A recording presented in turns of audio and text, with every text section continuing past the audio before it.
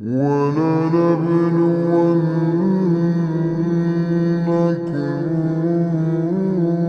بِشَيْءٍ مِّنَ الْخَوْفِ وَالْجُوعِ وَنَقْصٍ مِّنَ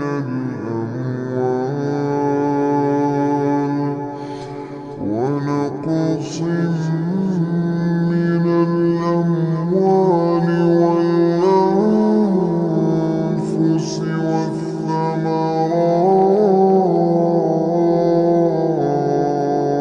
ۗ